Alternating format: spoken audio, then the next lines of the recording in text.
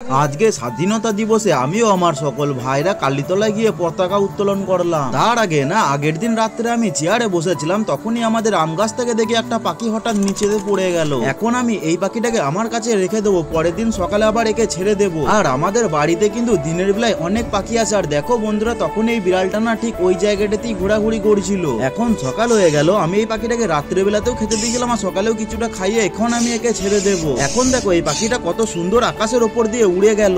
আর এই যে বন্ধুরা, এটা হচ্ছে আমার দিদিমা, 2 দিন হলো আমাদের বাড়িতে বেড়াতে এসেছে। তখন প্রায় ঘড়ির কাটায় 7:30 বেজে গেছিল। বাড়ি থেকে পতাকাটা নিয়ে চলে আসলাম আমি কালীতলায়। এখানে এসে দেখি প্রায় অনেক ভাই চলে এসেছে পতাকা উত্তোলন করার জন্য। তারপরে দেখো আমরা সবাই মিলে পতাকা উত্তোলন করে দিলাম। আর আমি খুবই গর্বিত, আমি একজন ভারতবাসী। তারপরে আমরা সবাই মিলে জাতীয় সঙ্গীত করেছিলাম, যদিও ওই ক্লিপটা আমার কাছে নেই। তারপরে দেখো আমরা ঠিক স্কুলে যেইভাবে বিস্কুট নিতাম, আমরা ঠিক এইভাবে আবার লাইনে দাঁড়িয়ে পড়লাম বিস্কুট নেওয়ার জন্য। আর আজকের ভিডিওটা যারা লাস্ট পর্যন্ত দেখলে, তোমরা কমেন্টে অবশ্যই বন্দে মাতরম লিখে যেও।